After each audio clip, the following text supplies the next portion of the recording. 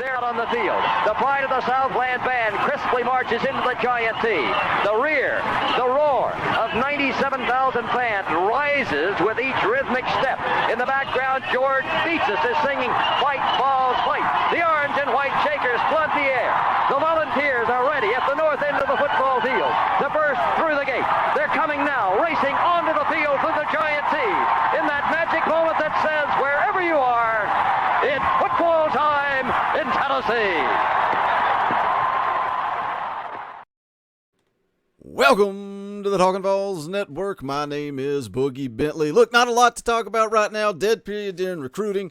We will continue to cover that as some commits are expected to come in throughout the rest of July. But look, just not a lot to talk about. And one of the listeners sent me a video from a South Carolina Gamecock fan that had some comments to say about the Tennessee football program, and this typically isn't my style of video, but I want to break down this dude's comments, kind of talk about it, get into it. Don't forget, we're going to be live tonight, 7 p.m. Eastern time, breaking down the Tennessee offense for the 2022 season, so I hope you guys will come hang out for that. But as always, do me a favor, smash that like button down below. It's quick, it's free, it's easy, helps the channel. I would greatly appreciate it. Also, if you are new to the Talkin VAWLS Network, welcome. We're not experts, we're not insiders, we are fans just like you. So if you enjoy the content, make sure you subscribe, click that bell for notifications. You won't miss out when we go live or when we drop a video. So let me get this guy up on the screen, take a look at what he had to say.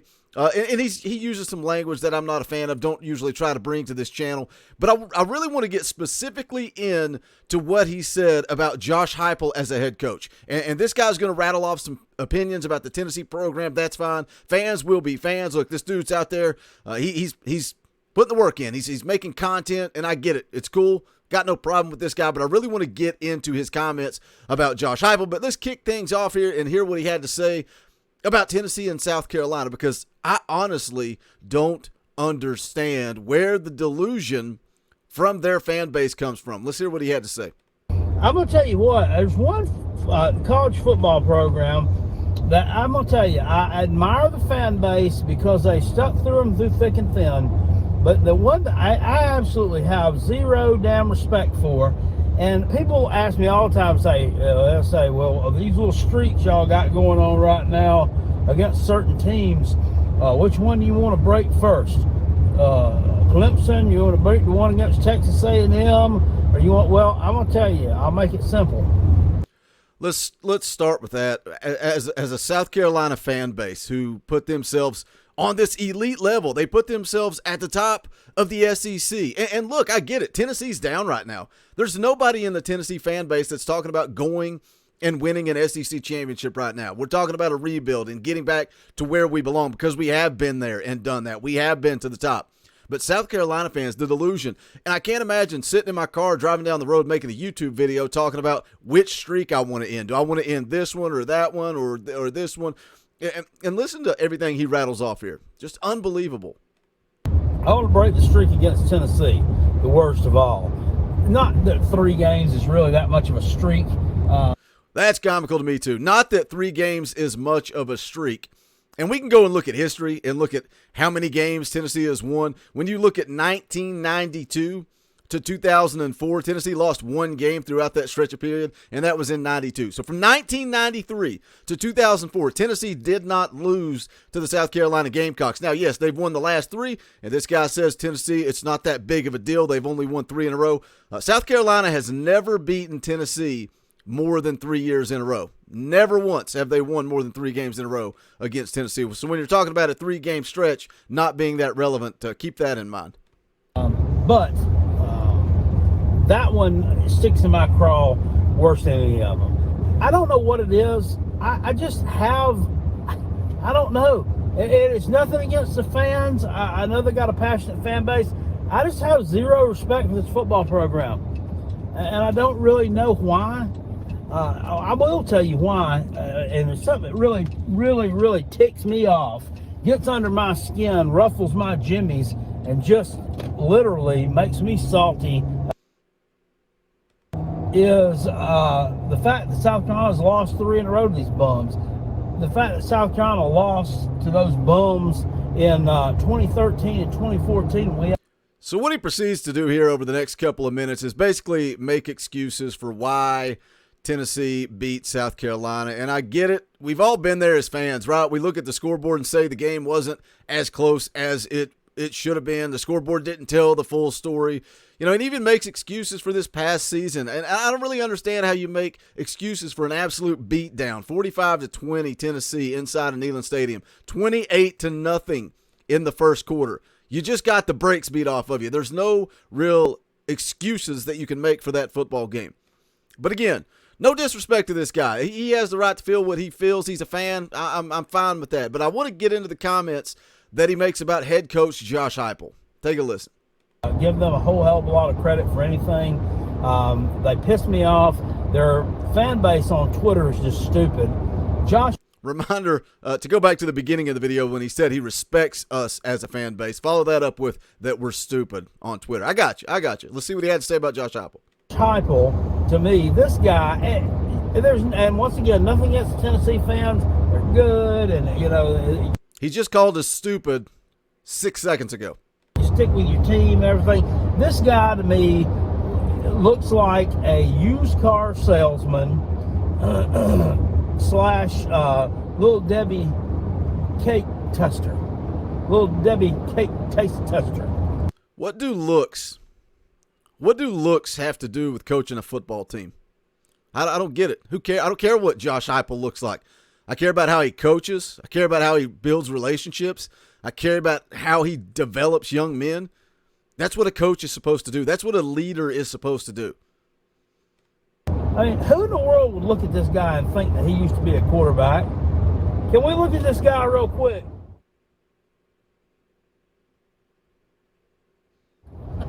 Does that look like someone who used to be a quarterback? I mean, he looks sort of like Jared Lorenzen, so I guess that could qualify. But he does not look like a former quarterback. You know what he is to me? I think that he's a bullshitter. I think he's someone who sells pipe dreams. I think he's something more like along the lines of Butch Jones.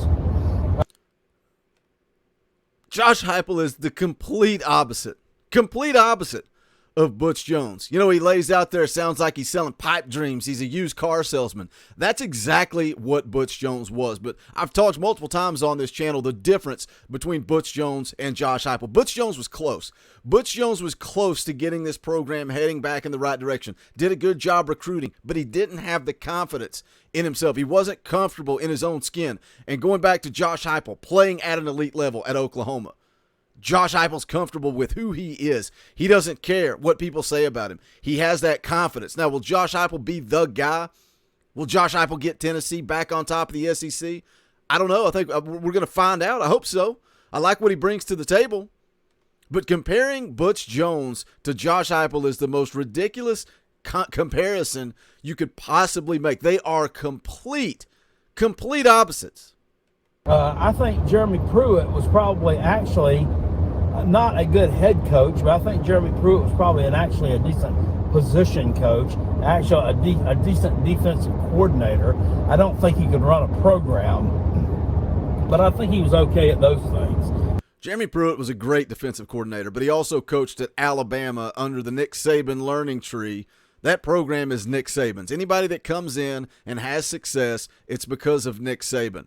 Now, is Jeremy Pruitt a good defensive mind? Maybe. The defense sure struggled at Tennessee when he came in.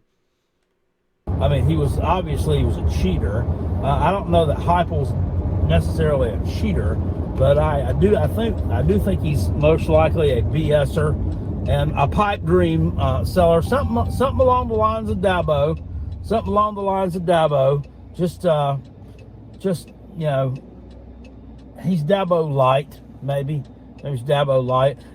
I'm going to stop the comments right there because that's the main thing that I wanted to look at was the comments about Josh Heupel, comparisons to Butch Jones, talking about pipe dreams and a BSer. We get the complete opposite, and you've seen that in the stories from recruits being in town, on campus, the visits, you know, coming out talking about, hey, Coach Heupel shot straight with me. You talk about Dabo and the way he handles recruiting and that you're not allowed to take visits, you're not allowed to do this, that, and the other. We've heard from kids that are committed to Tennessee right now that Josh Heupel tells them to go ahead and enjoy the process. We heard it from the class of 24 5-star, Jonathan Eccles. They asked him specifically, you got a long way to go till signing day. You're the class of 24. Why Tennessee? Why now is your recruitment over? And he said Josh Heupel flat out told him to enjoy the process, take visits, and if Tennessee's right for you, then you'll come to Tennessee. Josh Heupel is anything but a BSer.